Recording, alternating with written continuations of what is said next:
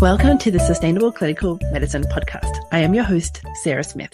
I am a practicing rural family physician and the charting coach. This is the podcast for physicians and advanced practice providers who are ready to step back from the busyness of their clinical day to share ideas, question everything, and redesign their clinical day. We are redesigning clinical medicine to create sustainable clinical days and create time for our lives outside of medicine. Join us for discussions with world experts who are helping design sustainable models of clinical medicine and the physicians or clinicians who have discovered or designed sustainable models of clinical medicine for themselves. She's very dear to my heart, having gone through some coaching with me, and now has gone on to certify to be her own certified, to be our certified life coach, especially for physicians. So tell us what you're up to. What does your coaching practice look like?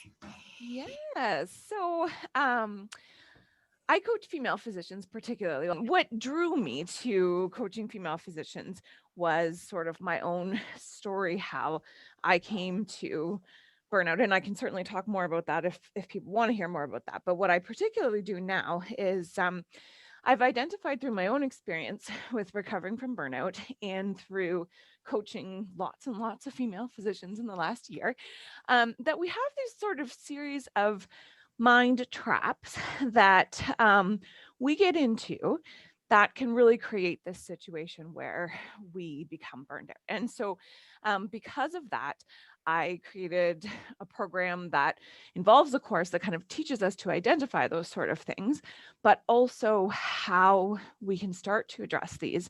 And I call it the inside job part of the burnout experience. And I'm happy to elaborate on that more as well. But for me, in my own personal journey, and certainly for the women that I have worked with, what I have found has been that as we start to recognize the things that are the inside job, those are the things we have the most immediate control over. But we become more empowered to change the things that are the systemic issues that we all know exist in medicine and contribute to burnout. So they're not mutually exclusive by any means, but there are something where I personally think, from seeing many people through this journey, that we have to do the inside part first to become empowered and in a place where we can really work on those bigger systemic issues from a healthy place for us. Yeah, I know when you're burnt out, just one more thing just feels overwhelming, right? Totally. And what happens to us, right? We get stuck in this emotional exhaustion. And so, how do we show up when we're in that emotional exhaustion, right? Not in a way that we can advocate and we're empowered to create change. No, we show up angry and judgmental, and or we just shut down completely, right? And we're totally apathetic and checked out. And I mean, there was no way, the way I felt when I was in burnout was that I was alone and I was the only person who couldn't hack it in this job, right? And so I'm that was not the version of me who was going to be trying to tackle some systemic issues and what's going on with burnout. Yes. And I think that's important to recognize, because I think that's a common experience that one more new policy comes across, or one more, hey, you should be doing this. So we're trying to help you all enjoy where you're at right now, feel empowered. So maybe possibly one day we can look at systemic issues and not all want to just leave medicine. Yeah. All right. So sorry, I interrupted you. Let's go back. All right. Inside job. Let's talk about it.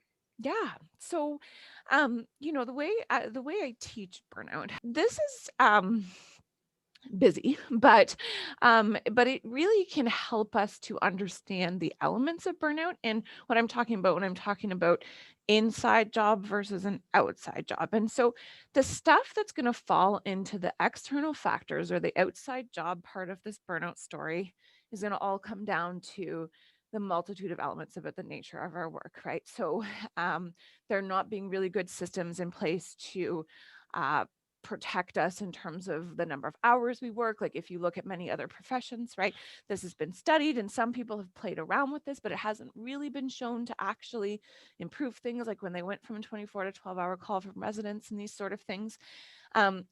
all of these systemic issues, I mean, we all have different ones depending on what area of medicine we practice in, but the,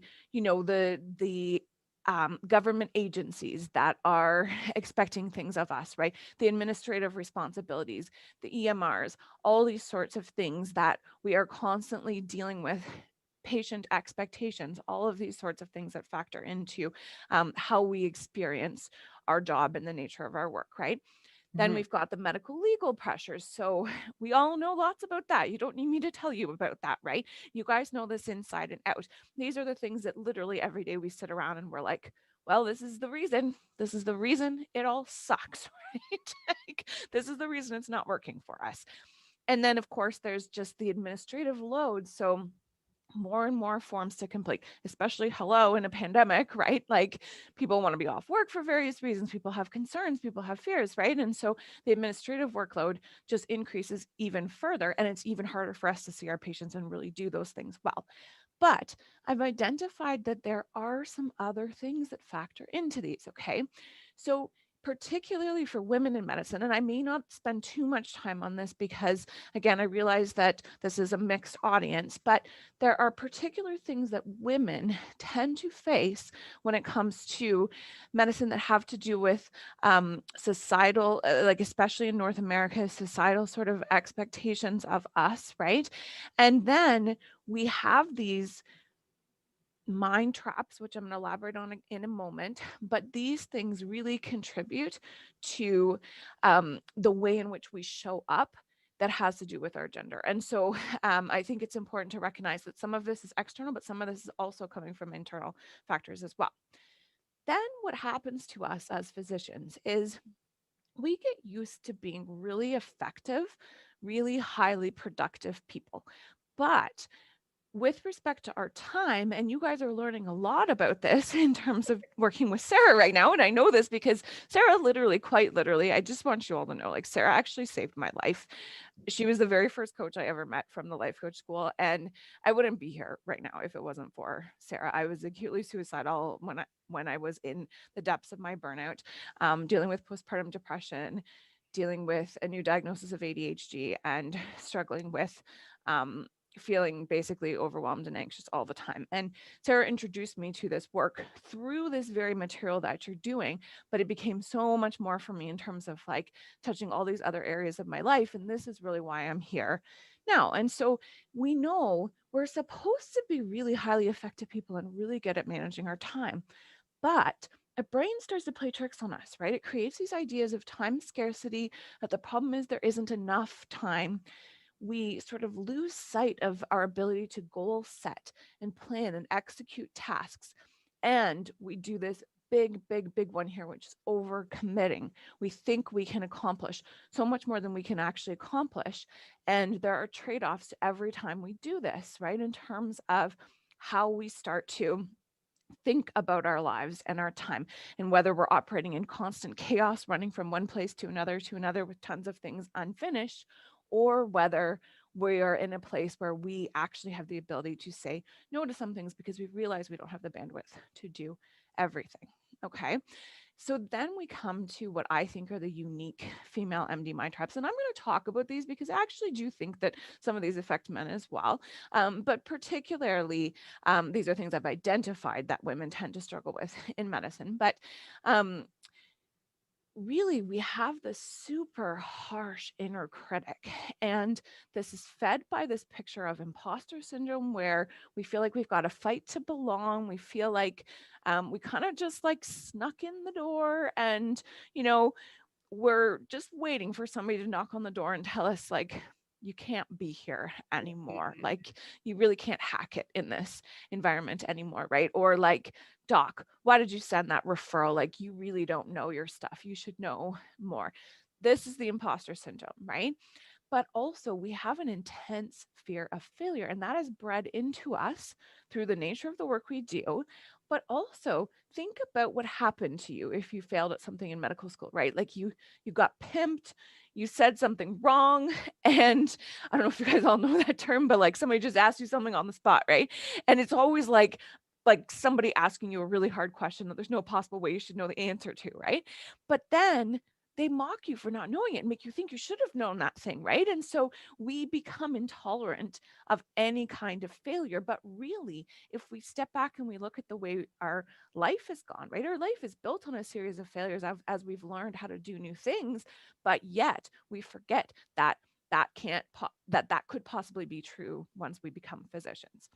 Okay, we also are not very good at setting boundaries, and we have really unrealistic expectations of ourselves. Many of us are perfectionists, and we've learned to kind of like pat ourselves on the back and like call that our little pet name. Like, I struggle with this because I'm a perfectionist. Many of us think this is a personality trait that we're stuck with, but I'm here to tell you this is not a personality trait that you're stuck with. This is a series of thoughts that create these expectations for ourselves, and this is something that can be changed.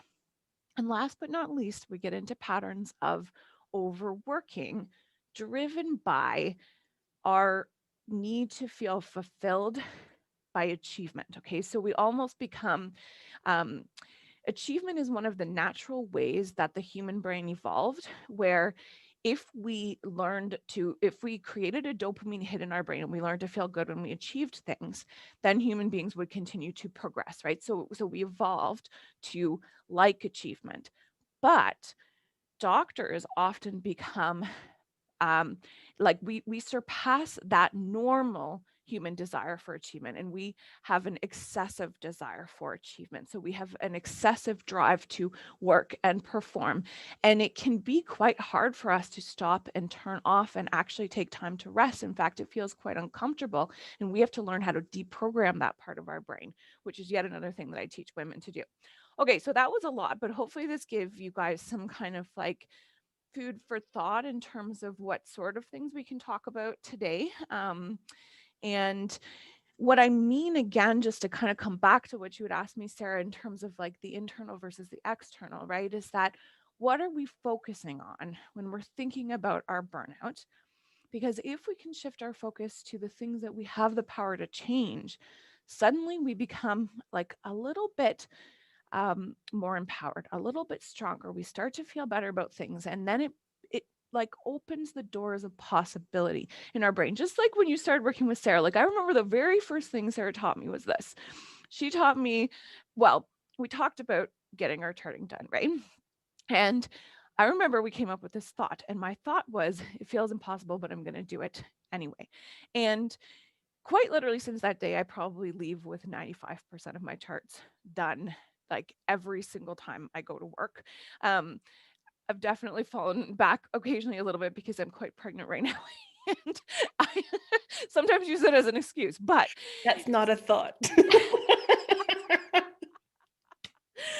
That powerful thought, though, right? That was so empowering for me, and it changed my relationship with my work so dramatically to see that it was possible to do it, that suddenly all these other things I thought would never be possible, it just had that little tiny bit of belief that it was possible. And so bit by bit by bit, I slowly started to put all the pieces of the puzzle together. And that was when I started to get back 2 hours of time in my day every single week. I had 2 free hours.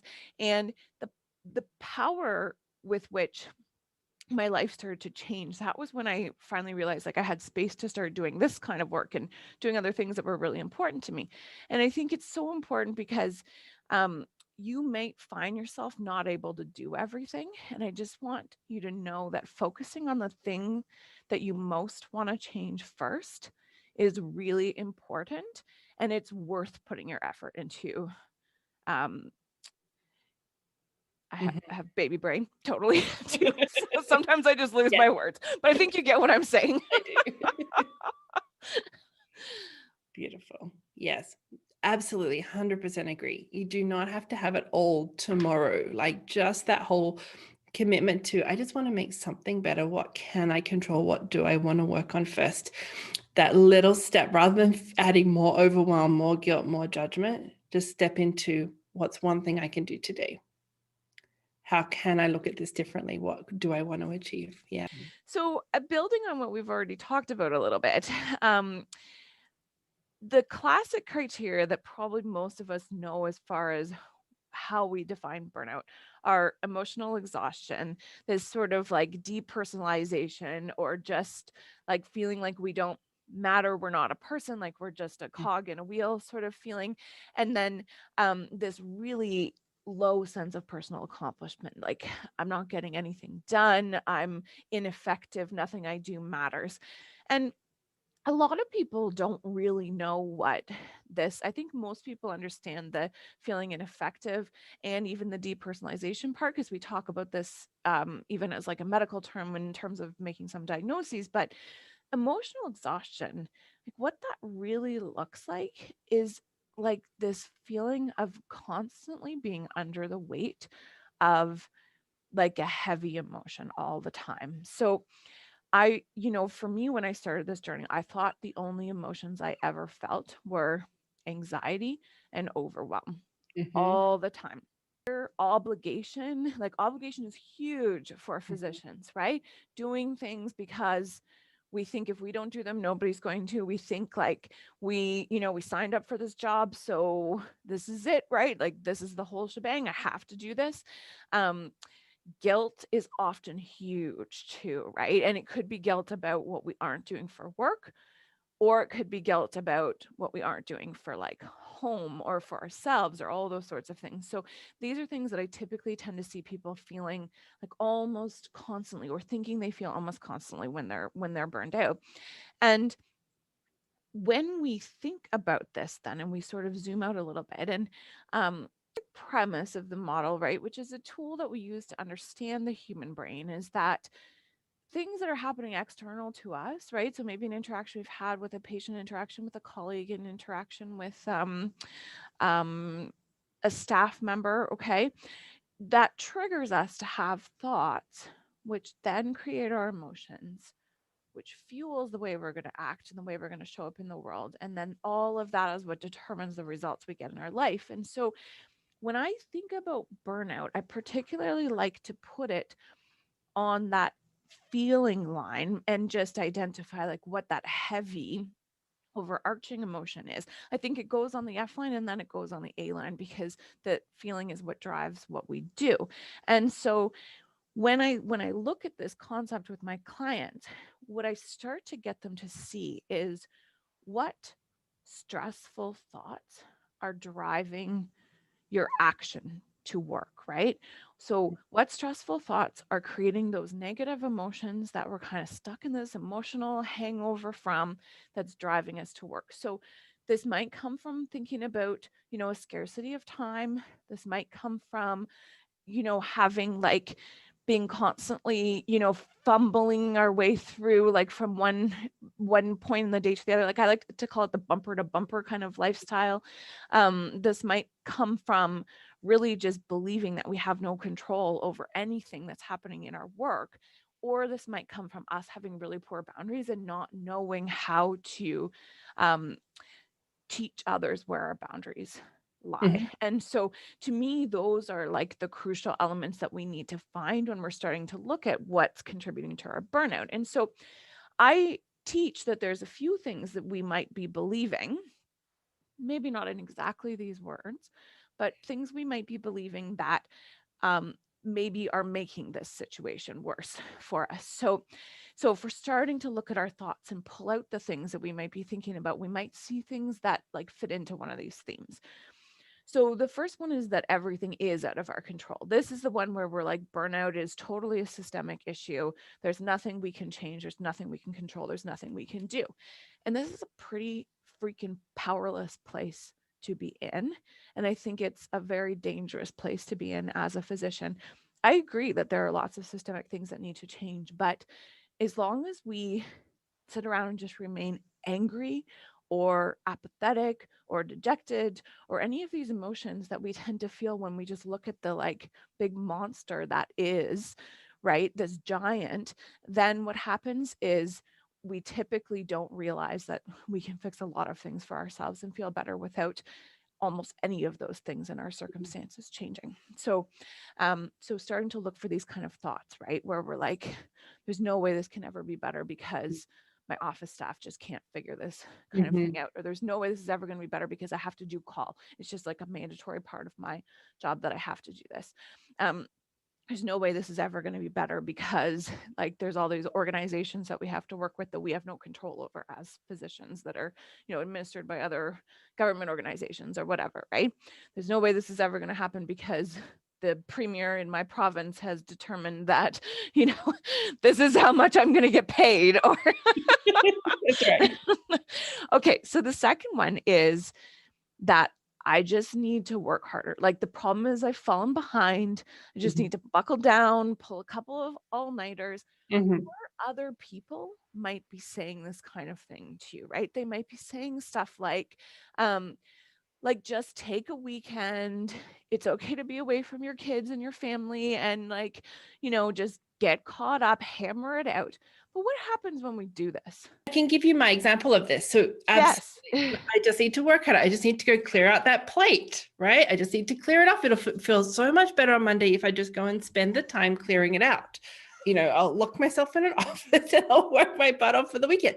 What happens? Monday morning, it's all filled up again. And you just feel like you're like, well, that didn't work.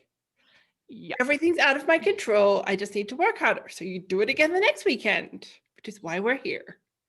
Yep. The work Right? never goes away. So that Right. we have this huge backlog. Right. So Totally. absolutely. So that is what happens when you think, I just need to work hard. I just need to lock myself away from the kids for the weekend and get caught up. The You answer to the don't. problem can't Super be magic pudding. It just refills on you. exactly. Yes. Exactly. Right. So again, because the work just continues to build, if we think the problem is that we just need to get caught up on all the work, then again, we're powerless, right? We're just stuck on the same Yes. treadmill, going through the same thing over and over and over again. Okay, number 3, there isn't enough time. I Mhm. love to talk to my doctor clients about this, okay? Because guess what? You have 24 hours in your day, and so does Bill Gates and Beyonce and like anybody else famous and amazing who has like done extraordinary things with their life, right? Like legit, there's only 24 hours. The problem will never be that there's not enough time, okay? The problem is always what we expect to be able to do with our time without there being trade-offs. And so this one just screws us every time again, because guess what? We can't control how many hours are in the day, right? Yes. Okay, the fourth one. I shouldn't feel this way. I can remember for years and years and years being like such an interesting dynamic with my parents. So I always had high standards, and it came from two relationships with my parents that were on two very different levels, right? So I was taught by my mother that I had to accomplish things to earn her love. And then I had this father who was like, you don't have to work that hard. Like you just have to learn to like separate yourself from your work and don't, put so much of yourself into it, right? Like when you were a kid and I used to do this and that and the other thing. But then sometimes I'd come home and I'd get 99 out of 100 on a test and my dad would make a joke and he'd be like, what happened to the last 1%? But I always took that so much to heart. And so all my life, I told myself like, I shouldn't feel this way. Like I shouldn't, it's not valid, it's not merited, there's no, it's not warranted. Like I should just be able to do all these things and not struggle like other people do, right? And I can remember like as when I became a staff physician watching this older like very traditional small town family doctor who was doing everything and constantly watching him and being like, he's never going to take me seriously unless I'm doing this, that, and the other thing. And I got to have my hand in this and I got to be trying to do this and I got to be trying to do this. And again, I would tell myself, like, he's got twice as many patients as I have. Like, I shouldn't feel this way. It shouldn't be hard, right? I shouldn't be struggling. And I believed I was broken and that there was something wrong with me because I felt this way. But what I didn't understand was how my thoughts were creating this. So every time we tell ourselves the story, we invalidate ourselves. It is very damaging to our relationship with ourselves. And it 100% makes our burnout worse. Okay, the last one I have for you is there's something wrong with you. This is even worse. This is even more toxic to our relationship with ourselves, that we think because we're struggling and because we're feeling negative emotions about the nature of our job, that like we are broken, nobody else is like this. The when studies have been done looking at physicians who are struggling with mental health and with suicidal ideation, the number one thing physicians report doing is isolating and hiding this. And this is like 70% of people will do this when they're in this situation. That is very dangerous. And this is why physicians die. This is why physicians commit suicide, because we tell ourselves there's something wrong with us and we believe it deep down.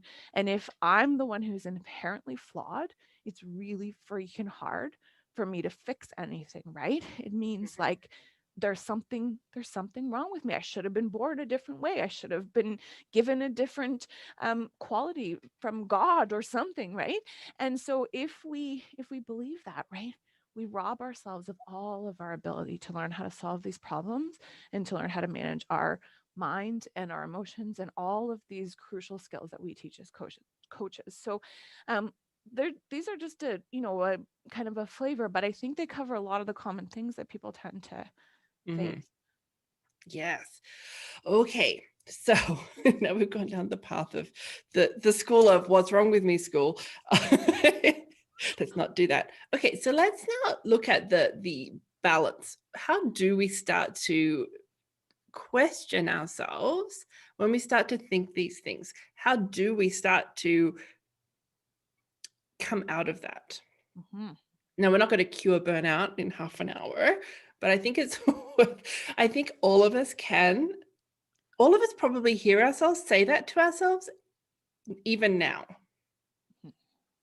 Yeah. It comes up because our brain is a human brain. Okay.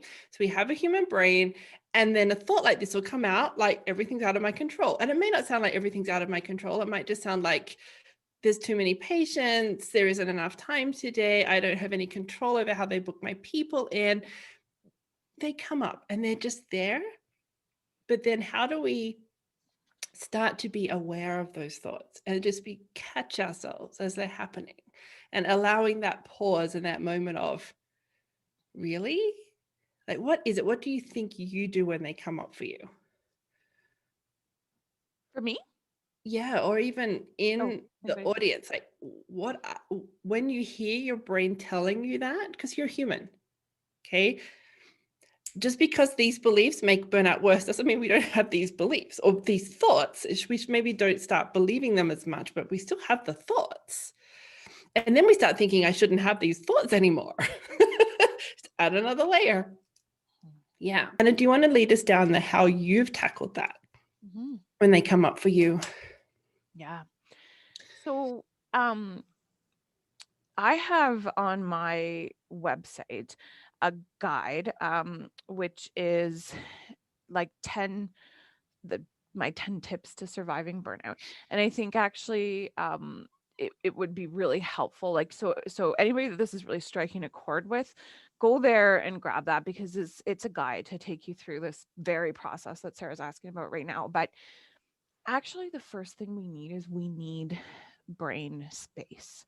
Okay. So in order to find these things in ourselves and not be in this position where we're constantly being triggered by things that are happening in our environment, right? We need brain space to do that. And so the first thing I recommend to anybody who's burned out, like the very first thing I did when I was at the sort of pit of all of this, was I took 2 weeks off work and I hired a locum, and I didn't do anything.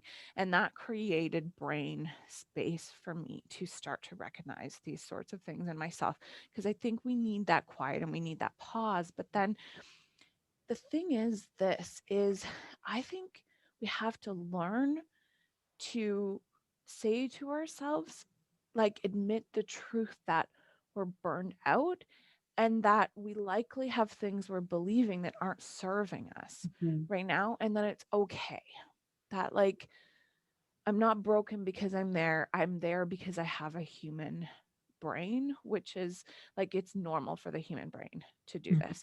And in fact, a lot of these things evolved because they served us at some point in our lives. They're just not serving us anymore, right? They served us to get to where we want to be, but they're not serving us anymore.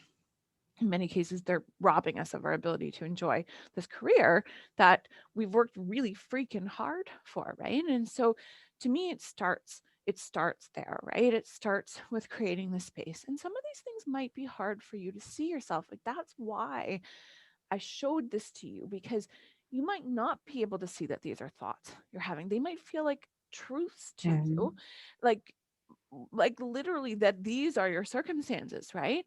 But the point of looking at them as thoughts is so we can start to recognize this. And it's not always easy to do. So sometimes you do need somebody else to guide you through that, right? And show you back the stories that we're telling ourselves. But this is a framework for starting to look at that. And so that would be the first place that I would start. But I encourage people to do this through a lens of compassion, right? Like, not a lens of self-judgment, because so often we realize this. Brene Brown has this awesome concept that I love, which is the shitty first draft, which is like the story we tell ourselves in our brain about something that is it's just like this is the way my brain wants to tell the story before I have the chance to step back and evaluate it and really think about it and decide if there's any other elements that might factor in, right? So this is just what we're talking about, is our shitty first draft, because until we sat here today and we talked about this stuff, we never even knew it was possible that maybe things we were thinking about could be contributing to this situation for us. So that's where I would start.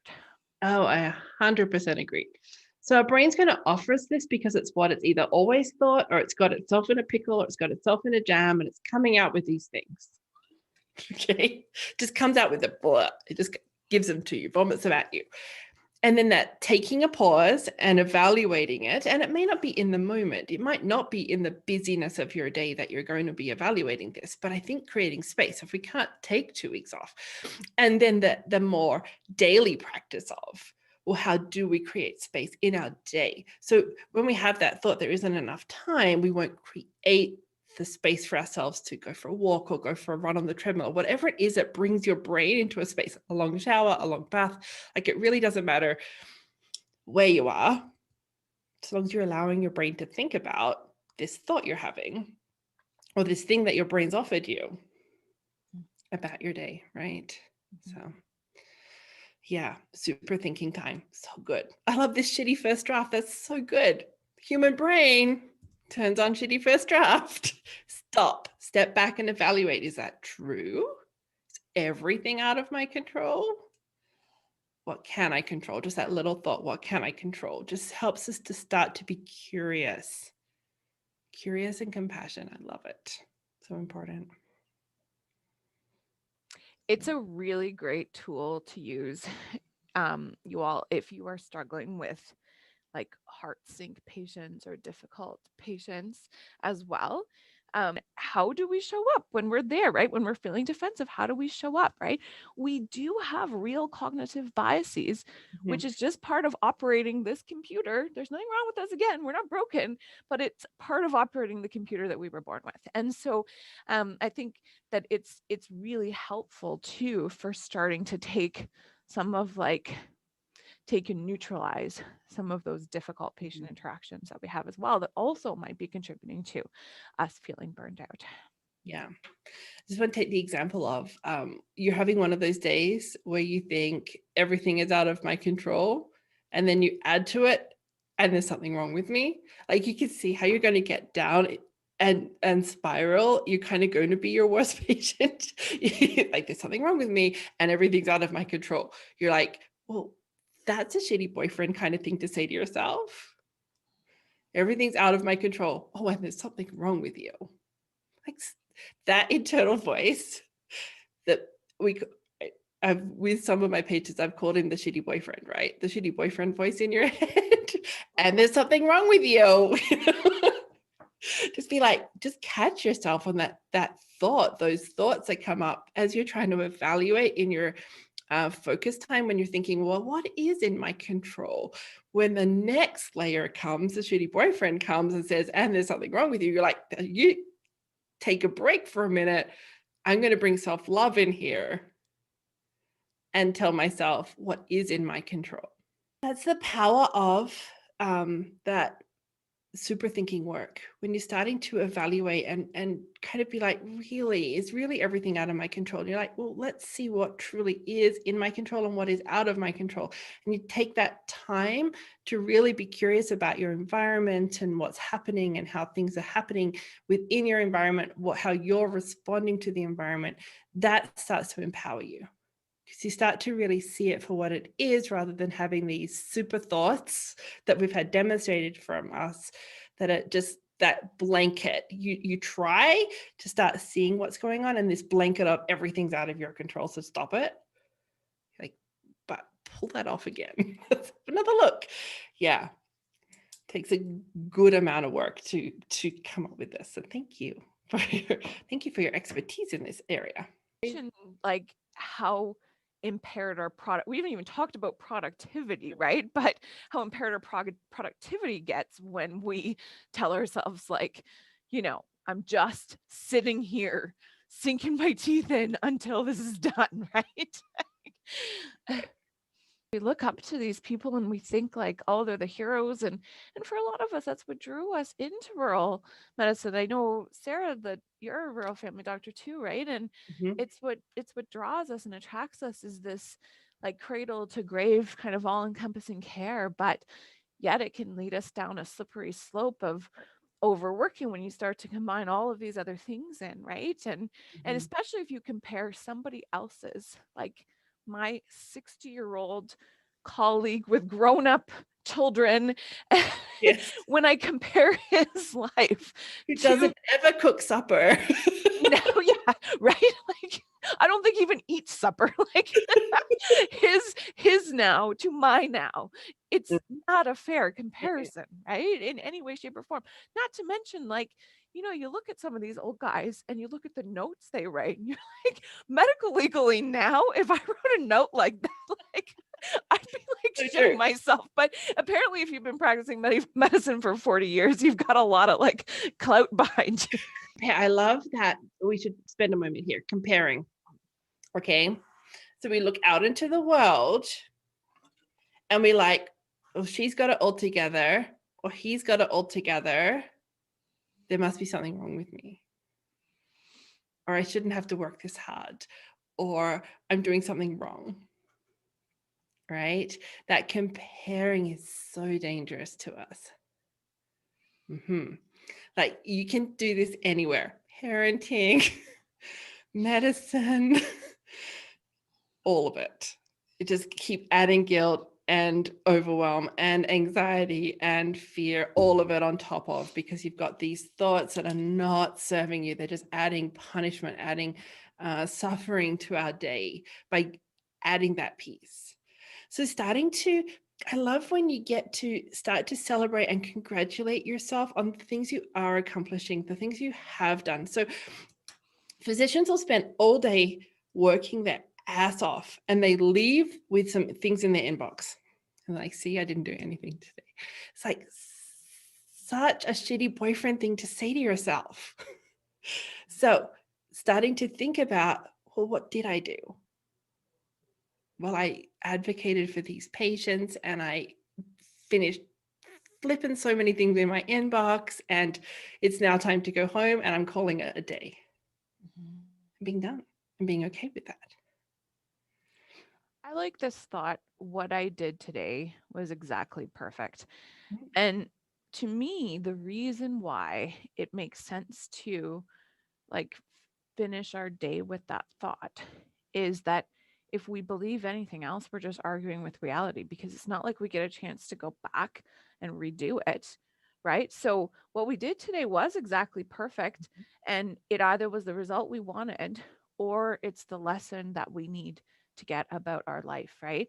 It's just an idea that like we can take something away from every experience, no matter what the result was. Yeah. I think it's a really I powerful think way. that piece about what's on the plate to be done today, and then that realistic expectation, like you were talking about in your model, is so powerful there. Mm-hmm. Yeah. Of course, you weren't going to get 60 phone calls done in 2 hours. It just wasn't going to happen. You can beat yourself up for it, but seriously. Yeah.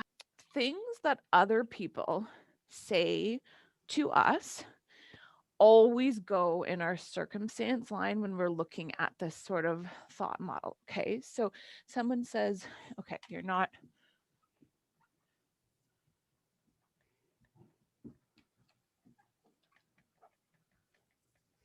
Okay. So then what happens is the way this impacts us has to do entirely with what our interpretation is of this. Okay. And the most, what's the word that I'm looking for? The way I find it to be, a couple of ways I find to be really helpful to look at these sorts of things is through two filters. Okay. So one is, am I agreeing with what so and so said about me? Okay. So the only way somebody else's words can harm me is if I decide they're correct. So I then say, I'm not available enough. I feel something probably like guilt or obligation. My action line looks like I then start opening up more spaces, or I start, working days that really don't work for me with my family commitments. And what is the result of this, right? It creates for our future self, we're like setting ourselves up big time for burnout and failure, right? Because we are compromising something that's clearly important to us based on something that somebody else said. Okay. And the reason why, like, what this is this is something called people pleasing. And this is another thing that I teach, another one of the female MD mind traps, right? Is this one where we think we can make everybody happy. We think we can manipulate the emotions of others. So if we think this person's upset with us because we're not available, we're like, well, all I need to just do is be more available. But guess what? You probably have to be available 24/7 to never have anybody ever think this about you. Okay. If we're really like actually looking at this kind of zoomed out. And well, if you decide to make yourself available 24/7, I can tell you, you're probably going to last for about a year and then you're going to quit or you're going to commit suicide, right? Because nobody wants to work 24/7 as a physician. So the first one is, are we agreeing with this?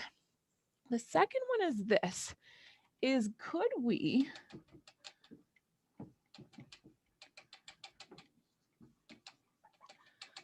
let them be wrong about us? Okay. So could we agree that from our perspective, we're available? Because oftentimes, right, like you get a note back and, somebody's been to emerge and it says like their family doctor was not available. And you're like, well, actually there were spots that day and like there's no note in the chart that they called in, like they didn't even try to get a spot, right? But we could still conclude that we're just going to agree and say we're not available enough and feel guilty about this, right? Or we could be like, well, I wasn't available exactly when they wanted me to be available, right? But is that what is my role as a physician, right? Is my role constant availability and access, or is my role to like triage and provide medical care to who needs medical care in the moment and provide good quality medical care and serve the people that I can serve? Because I really think that's what we're here to do, right? And I think that's the thing we can do, that we can go home at the end of the day and feel good about what we did. And so I think these filters are so helpful just to ask ourselves, like, when we're in this, first of all, what is the consequence of me doing this, right? When I go down this people pleasing path and I get to this place at the end, I mean, this is just ultimately the like long-term consequence, even if you're not fully there yet, right? Of every time we try to please everybody, that has an opinion of what we should be doing with our time. But when I go down this toxic road, it's not me right now who has to deal with the consequences. It's me 2 days from now, 2 weeks from now, 2 months from now who has to deal with the consequences. And so do I want to take care of that me? Or do I want to agree with this person without even really putting some like thought and evaluation into this? It doesn't mean that we won't sometimes get feedback from people and then think about it and be like, yeah, I think I need to change something. If I don't have an appointment for 6 months, well, then there's probably a problem at my office, right? But if I had one the following week and it wasn't, the patient felt like they needed to be seen sooner, that's why we have things like emergency rooms and urgent cares and colleagues and like all kinds of other things. Does that So one thing about that, you're not available. So the thought is, yeah, I'm not available. And you take the action of being available 24/7. Your family starts saying you're not available.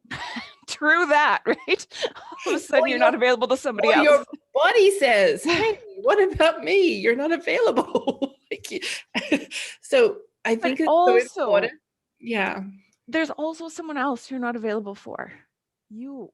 Yeah, you. Be a human being, which actually, believe it or not, matters, right? There is a reason why robots are not doing medicine. It's because being a human being actually matters. And like, if we don't realize that, our humanity has to come first in medicine in order for us to serve people the best way we can ever serve people.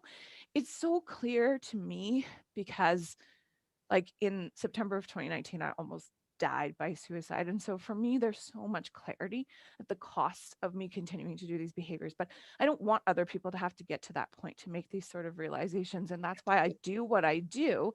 And it's why I think like we all need to seriously have these conversations with ourselves about if we want to agree with when people tell us these kind of things and what the cost is or the potential trade-off of that kind of thing. I love that trajectory. Like if I take this 24/7 to the, the degree of like 6 months down the road, what was that going to look like for me? Why would I create that for myself? Is this a positive, or it's going to create negative, right?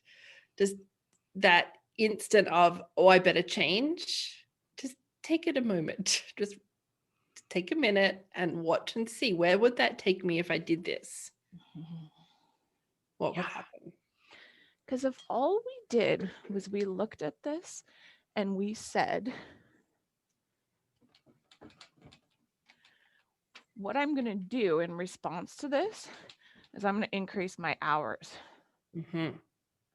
Right? Then we can start to ask ourselves, like, we could go back up this, right? And we could say, okay, so like, what's the result going to be if I increase my hours? More patients are going to get seen, but what am I not going to do instead, right?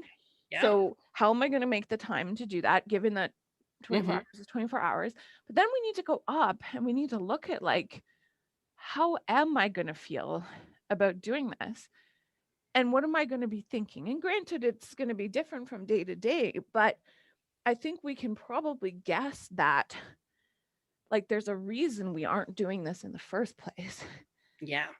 And if we really map this out and we play around with this in the context of this way of thinking about what we think and we feel and we do, then we can start to see the impact of all of these sorts of things every time you're making a decision like this. Yeah. And then when you increase your hours and somebody says you're not available enough, then what? You're going to do it again and again, and to what degree? So when do you stop? So what you're doing is you're going in and saying, what is the best decision for me, for my future me, so I can do this sustainably for as long as possible, even when patients say you're not available enough, even when, right? So it's making the decision that's right for you now and for you in your future, now and later, in mind. Can I just let them be wrong? Because so often when people don't understand our policy or don't agree with the fact that we charge for a note, we like want to get them on the phone and explain, and we really want to make them happy, and we really want them to get it, and we really want to feel like it's okay that I do this thing, right? But what if we could just let them be wrong, because we have our own back and we know that the reason why it looks this way is because it's right for us. Yeah. It's a really powerful place to live your life. Absolutely. Yeah. So good, Anna. Thank you so much, Anna. Thank you, everyone. Thank you for being part of the Sustainable Clinical Medicine podcast. If you'd like to learn more or join us to help you get home with today's work done, go to chartingcoach.ca. There you'll find all the information on the premier Lifetime Access Charting Champions program that is helping physicians get home with today's work done, with all the proven tools, support, and community you need to create time for your life outside of medicine. We would love to see you there. Until next time, thanks for listening.